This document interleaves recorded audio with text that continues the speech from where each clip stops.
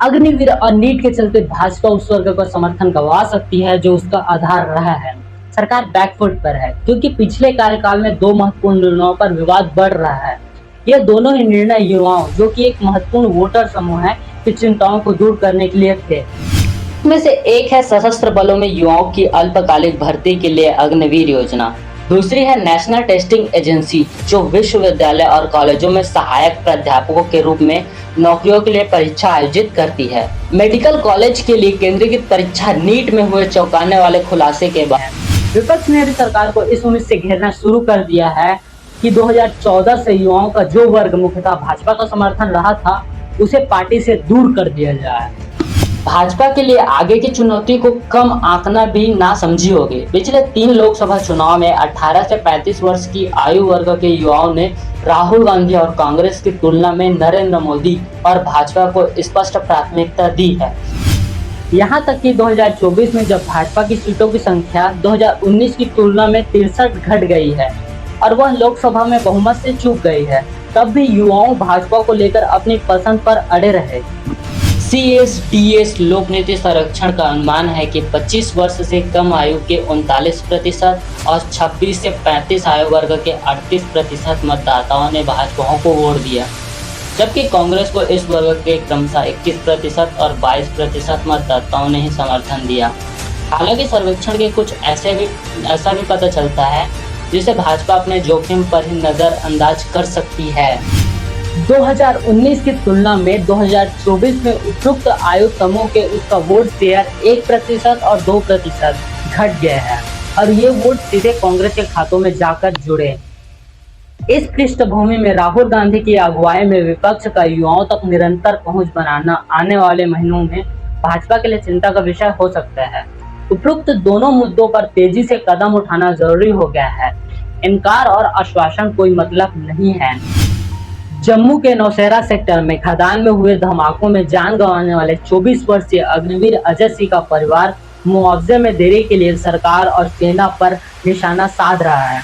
रक्षा मंत्री राजनाथ सिंह ने संसद में दावा किया कि परिवार को 1 करोड़ रुपए मिले हैं और सेना ने इस दावे का समर्थन भी किया है, लेकिन परिवार का कहना है कि उन्हें जो पैसा मिला वह 2 बीमा पॉलिसियों का था।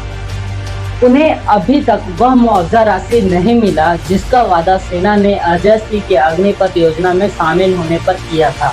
सही तो परिवार यह भी मांग कर रहा है कि इस योजना को खत्म कर दिया जाना चाहिए, क्योंकि अग्निवीर और एक नियमित सैनिक के बीच कोई समानता नहीं है, जबकि दोनों को ही ड्यूटी के दौरान समान जोखिमों का सामना करना पड़ता है।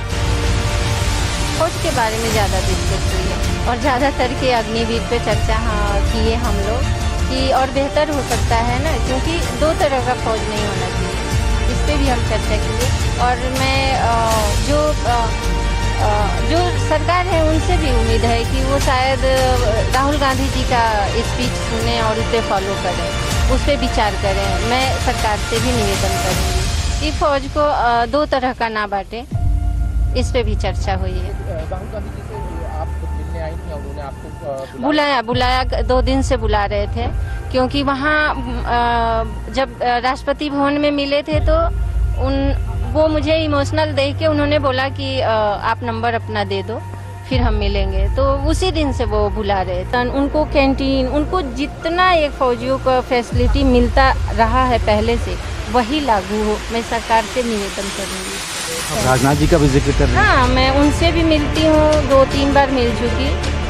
पॉजिटिव ही आता है, जो बन पड़ेगा करेंगे, उन्होंने भी बताया। और अभी 1 साल से पक्ष ही कर रहा है मुझे, जो भी सपोर्ट करना है बहुत कुछ कर रहे हैं, योगी जी, राजनाथ जी, सब लोग कर रहे हैं। पर दोनों है ना, देश के लिए तो पक्ष विपक्ष दोनों है।